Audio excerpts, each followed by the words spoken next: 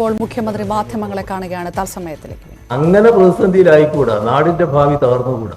നാടിനെ കണ്ടുകൊണ്ടുള്ള ഇടപെടലാണ് ജനങ്ങളുടെ ഭാഗത്തുണ്ടായിരുന്നത്.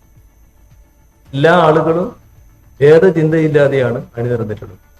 10,000 ഇതിന്റെ ഭാഗമായി അണിനിരന്നിട്ടുണ്ട്. ആ 10,000 അണിനിരന്നതിന് ചില പ്രതികരണങ്ങളും ഉണ്ടായി. അതിന്റെ ഭാഗമായാണ് നമ്മുടെ കേന്ദ്ര ധനമന്ത്രി കേരളത്തിൽ വന്നിട്ട് ഞങ്ങൾ കേരളത്തെ അവഗണിക്കില്ല എന്ന് പറയാൻ നിർബന്ധിതയായിരുന്നു. അത് വസ്തുതയല്ലാത്ത കാര്യം നമ്മൾ പിന്നീട് വ്യക്തമാക്കി. പക്ഷെ പറയാൻ അവർ നിർബന്ധിതയായി.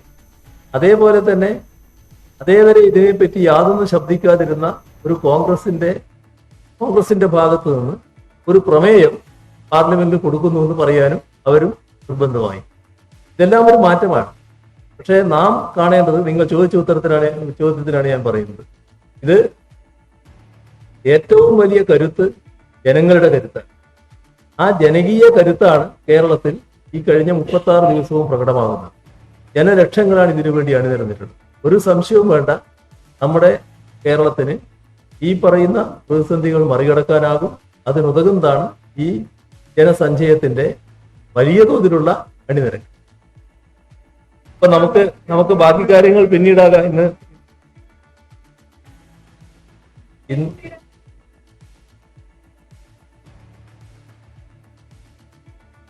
ഹൈക്കോടതി സർക്കാരിനെ വിമർശിച്ചൊന്നും കാണണ്ട. ഹൈക്കോടതിയിൽ അവിടെ ഇരുന്നിട്ട് ഇങ്ങനെ പറയല്ലോ. ആ പറയുന്ന കാര്യങ്ങൾ സർക്കാരിനെതിരെയാണെന്ന് അങ്ങനെ വ്യാഖ്യാനിക്കാൻ പുറപ്പെടണ്ട. ആ തോന്നുന്ന കാര്യങ്ങൾ അവർ പറയുന്നു, ഇതിൽ നടപ്പാക്കാൻ പറ്റുന്ന കാര്യങ്ങൾ സർക്കാർ നടപ്പാക്കുന്നു. അത്രയൊക്കെ കാണേണ്ടതുള്ളൂ. അത് അവരോട് ചോദിക്കണ്ടേ എങ്ങനെയാണ്. ഇവിടെ എത്ര ആൾക്കാർ നമ്മൾ പെൻഷൻ കൊടുക്കുന്നു അറിയോ? നിങ്ങൾക്കറിയാം? 50 ലക്ഷത്തോളം അല്ല. നേരത്തെ എത്രയായിരുന്നു?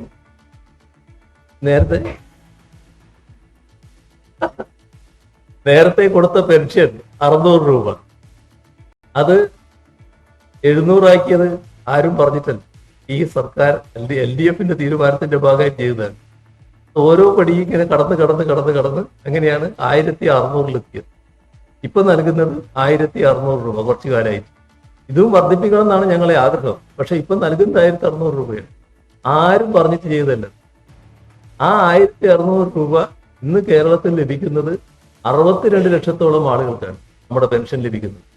അതൊന്നും ആരും നിർദ്ദേശിച്ചിട്ടല്ല, ആരും പറഞ്ഞിട്ടല്ല. ഈ നാട്ടിലെ പാവപ്പെട്ട ജനവിഭാഗങ്ങളെ സംരക്ഷിക്കുക എന്നത് LDFന്റെ നയമാണ്.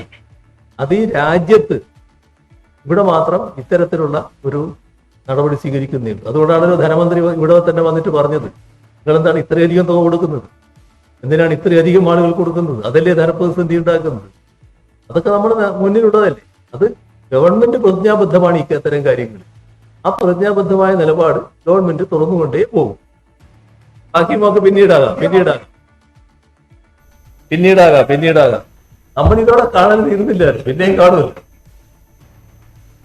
നവകേരള സദസ്സിന്റെ ഭാഗമായി മാധ്യമങ്ങളെ കാണുകയായിരുന്നു മുഖ്യമന്ത്രി പിണറായി വിജയൻ. പെൻഷൻ നൽകുന്നതുമായി ബന്ധപ്പെട്ട്, മറിയക്കുട്ടിയുടെ പെൻഷനുമായി ബന്ധപ്പെട്ട് ഹൈക്കോടതി നടത്തിയ പ്രതികരണങ്ങൾ സർക്കാരിനെതിരെയുള്ള വിമർശനമായി കാണേണ്ടതില്ല. ഈ പെൻഷൻ ഈ രീതിയിലേക്ക് എത്തിച്ചതിൽ ഇടത് സർക്കാരിനുള്ള പങ്ക് അദ്ദേഹം എടുത്തു പറയുകയും ചെയ്തു മാധ്യമങ്ങളോട്.